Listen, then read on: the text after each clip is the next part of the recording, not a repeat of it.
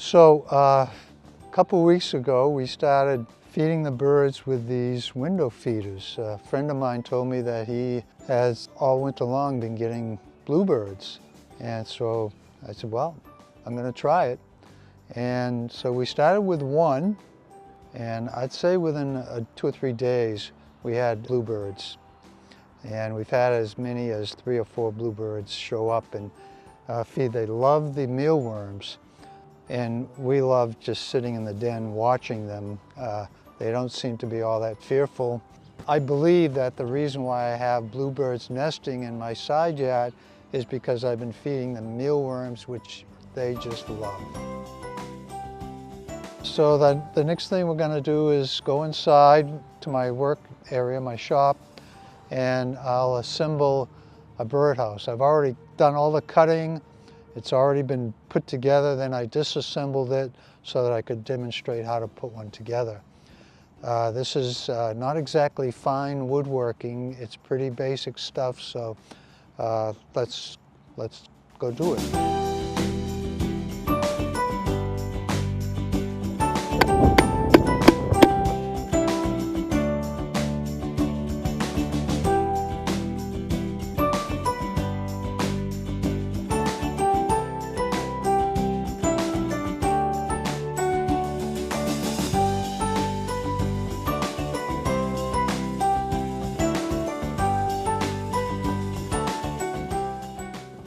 All right, here we are inside Jim's workshop. Let's get started. So this is the pieces all arranged. If you go online, you find all kinds of designs out there, all kinds of dimensions. The dimensions I've been using are 5.5 inches wide, 4¼ inches deep, and 9¼ inches tall. I've got the front, 2 sides, floor, the back already numbered, and the roof with a little jig I have for mounting the roof. The one thing that is standard for all bluebird houses, regardless of the design, is the size of the hole. It has to be 1.5 inches in diameter. Much larger and you're going to get larger birds that'll outcompete. Much smaller and you'll prevent the bluebirds from using them. So I will start with the side. Okay, I'm going to have to get my clamps. So I'm making the base flush. I showed you on the nest boxes that we looked at outside, I allow a space between the sides and the roof. Okay, so that should be pretty good. Yeah, I'm a biologist. I'm not a carpenter. Okay, so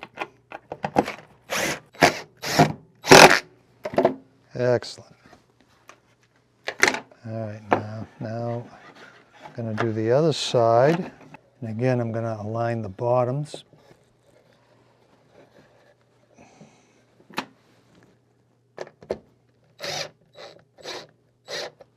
Okay. Now this I'm putting in temporarily just to anchor this side, because this is the side that's going to swing open. So the bottom has to be free. All right, now we're going to put on the back. So we'll flip this over.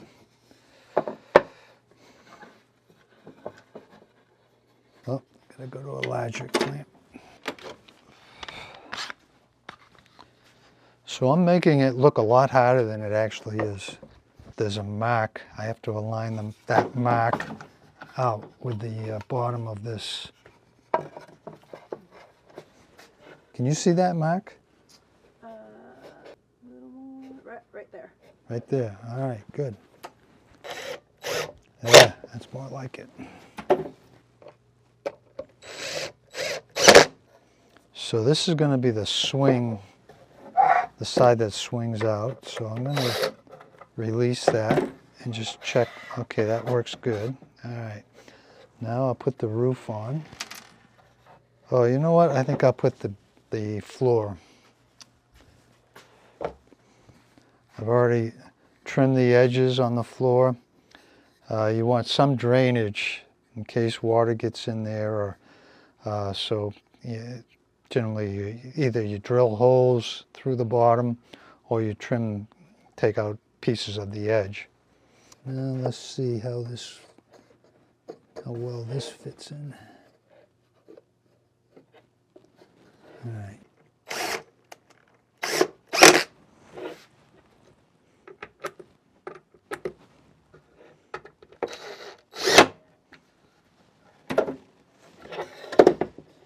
And this side stays open.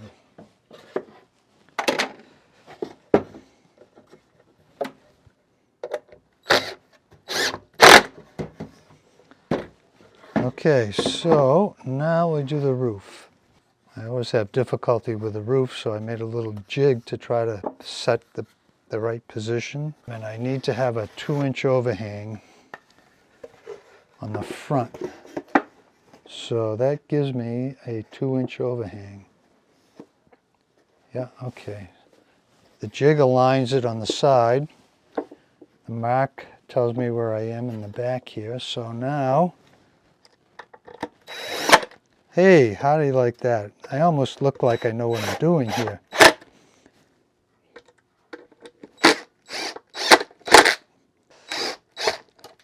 Okay, so it's assembled, and now I got to remove the jig, and then I'm going to set the screws. I'll test the door again, and then, hey, it came out pretty good. It's a box with a roof on it.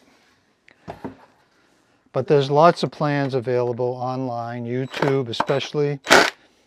I would go with a well-known organization like Cornell or Audubon, and not go with a decorative type. You see a lot of decorative bird boxes, and you know that they're not designed for what we're trying to do here.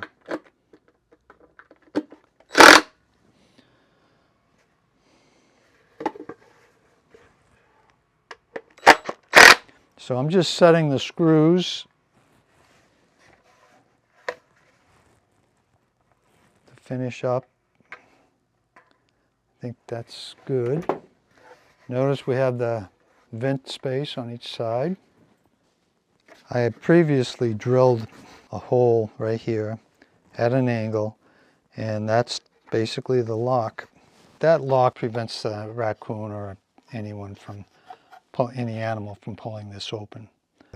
Pretty simple. Put it out like this. You can see where I've sanded a lot of it. You can see the seams where it's been laminated to try to use up what wood I have, scrap wood I have. After a year or so, I'll go out and coat it with boiled linseed oil, which is a real preservative. After it's been weathered for a while, it really absorbs that linseed oil, and it protects it pretty well. So that's the deal. Now we're on to mounting the hardware, and I've got these for this. As I mentioned earlier, you have two choices. You can use a clamp like this, a pipe clamp. Okay, so this is a typical pipe clamp. The pipe would be inserted there, and you have this bracket, and you just use the nut to clamp it on.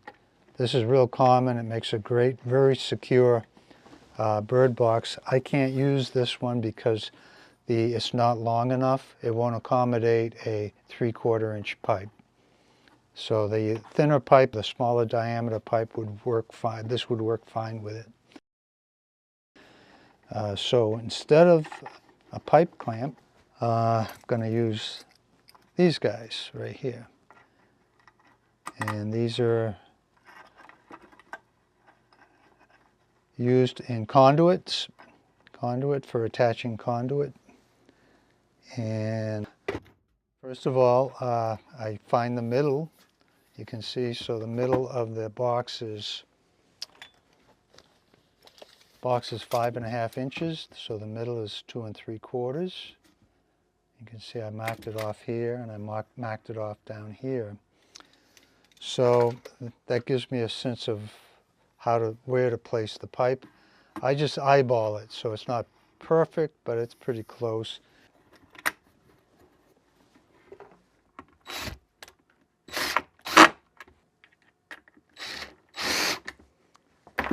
Okay, there's the bottom, and now we'll do the top.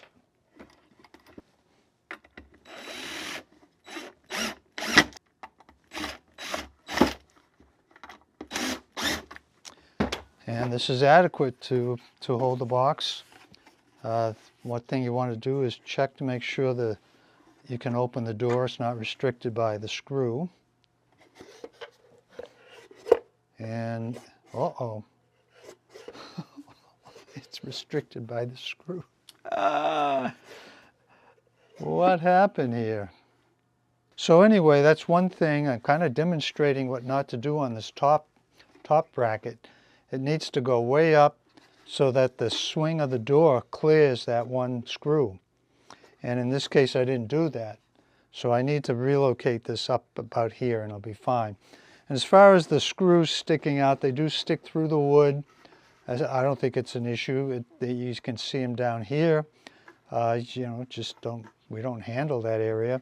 And then if you move the bracket up, it's out of the way of the bird. The birds aren't going to be concerned about it. So, so that's the deal. Before I put this out, I'll relocate the bracket. I know I said this is an easy woodworking project, but after watching this, I think anyone out there might just want to opt to buy a commercially made one, because if you see me fumble through this. Well, I had mentioned earlier about the complete setup. You know, you have the Bluebird box, then you have the pole, metal pole, and a predator guard. So I have three boxes and setups that I built recently. This is the conduit, 3/4 inch conduit. I've tried the 1/2 inch conduit, and it's just not like rigid enough. The weight of the bird box on a windy day will cause it to sway and move around. So I've been using 3/4. It seems to work well for me. This box is a little heavier than the other ones because I found some old mahogany, believe it or not, which is pretty expensive wood that I had sitting in my shed for probably 30 years, and built the box with that as the sides. So that's this box. I saved some scrap cedar that I had and glued it together, and so that's the roof. Cedar will last much longer than pine, so it's the preferred wood, but it's also very expensive. The metal pipe, this is way too long. I'm going to cut it down to a point where it'll be about 7 feet long from top to the bottom.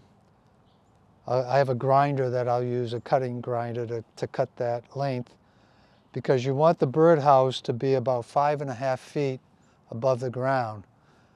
At that point, a cat can't jump up and bat an adult bird going into the house, and yet it enables us, me and my friends, to look inside and observe the nesting behavior very clearly. So that's the love. I've been putting them at 5.5 feet. So this is same box design. The only difference is a friend of mine gave me a bunch of these steel pipes, and they're smaller in diameter, so I'm going to try them out, but they're very rigid, as you can see, versus the conduit. So I think these are going to work fine, even though they're much smaller in diameter. So I'm just trying these out because they're free. And then over here, this was one of the, I cobbled together a black iron pipe that was given to me. So with this one, this is a little different.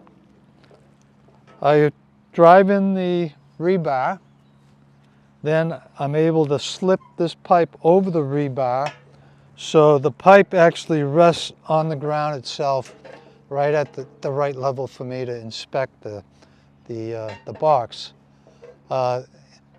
So you can see the laminations, all the laminations on the sides of this. Not too pretty, but hey, I think it works. And probably the outstanding item on this setup is this predator guard. This I made from stovepipe.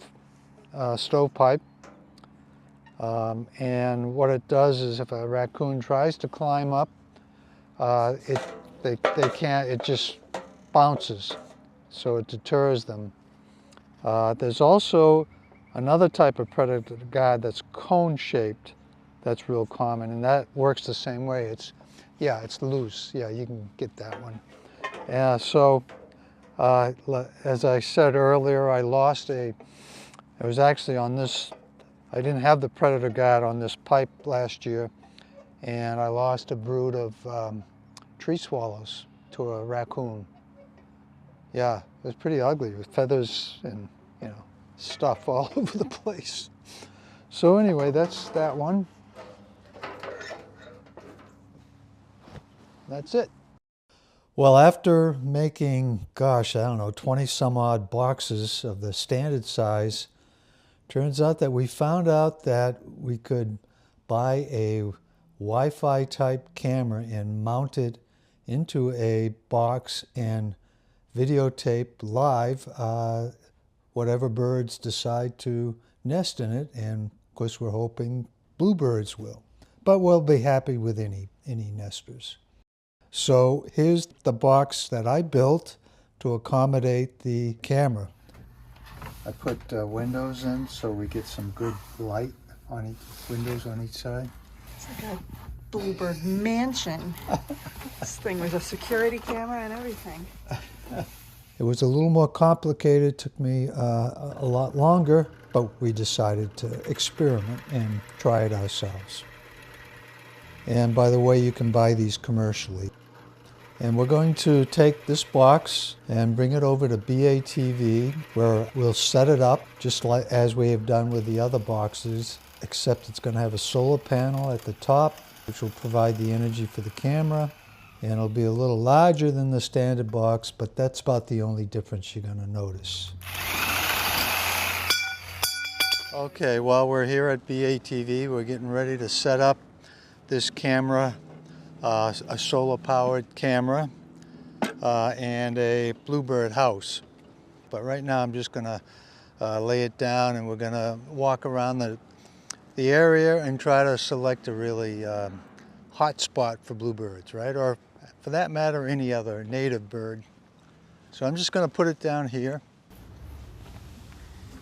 So what I can see is you have a detention basin here, which might be good. You have a lot of short grass, which the bluebirds like. And the trees are good. And the fact that there's not a lot of underbrush, you know, very little underbrush, no thickets. Wrens love thickets and they compete with the bluebirds. So this might work out. Yeah, so let's just walk around. It looks really nice. I've done a lot of work here. My first time really in this area.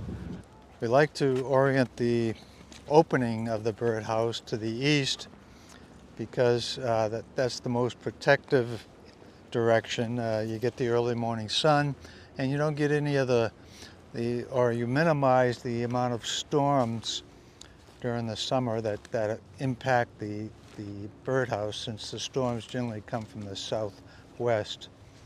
So these are good. Having Small trees near a nest is good, especially when the young hatch, or not hatch, but when they fledge. They need a tree to fly to flutter to. And so we have those, that's good.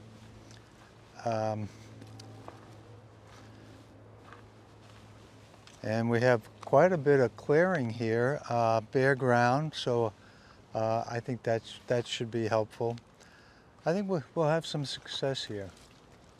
You never know what you're going to get. So I think in regards to the bluebirds, if you want to promote their populations, you probably the best idea is to put up these bluebird boxes. I mean, we all feed the birds in the wintertime, and some of the bluebirds do stay around. They eat fruit, and they eat, feed mealworms that we supply them. But I think it's probably, what's the right word, the most effective way to build the population and keep it here is to provide the housing. They're cavity nesters, not a lot of natural cavities in the area. I mean, they do nest in woodpecker holes and other rotted parts of trees, but the nest boxes have proven over the decades and across the country to be very effective in providing the protection that the birds need and in developing and increasing the population. So encourage people, if they're interested, to go ahead. You can get a nest box for not a lot of money. Pretty easy to put up, pretty easy to set up. So the only thing I'd caution you, if you're going to do that, you need to clean it out thoroughly after every brood, and don't put too many of them out. Otherwise, you'll encourage other competitive birds to nest in your yard. There is one strategy for dealing with the invasives like the house sparrow. I don't know how effective it is, but it is one that's offered by some of the associations, and that's to put two houses about anywhere between 5 to 10 feet apart. And the house sparrow, if there is house sparrows there, they'll nest in one of them. And once they've established that box and are using it, they won't bother a bluebird coming in to use the other box. They'll drive away. In fact, they'll drive away the other sparrows. So that's one strategy that's used around this, from what I understand, and I've used it over at Vietnam Veterans Park, and it seems to work, but just an idea, something to try.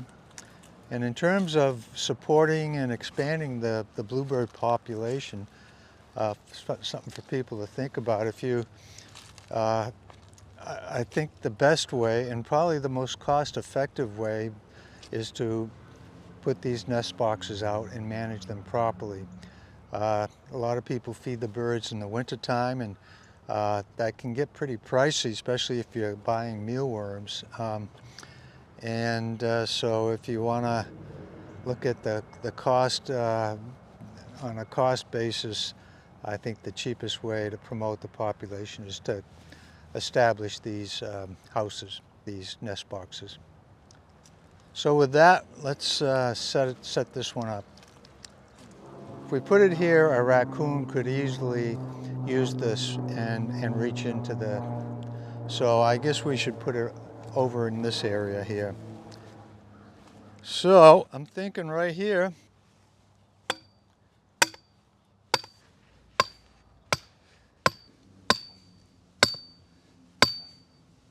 this is my precision tool for hole making, and it's taken me years of practice to develop this technique. And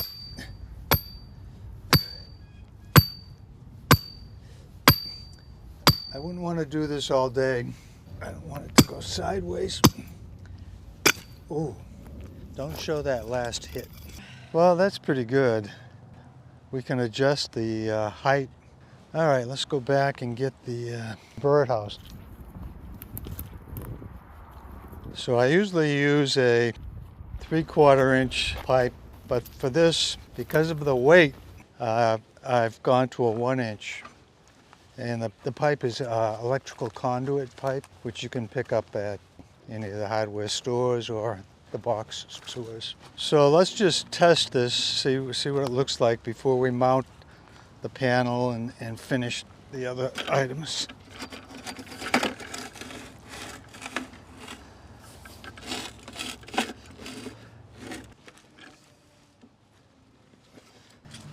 We'll just wedge this and that'll straighten it out, I hope. So the camera battery died and we couldn't record anymore.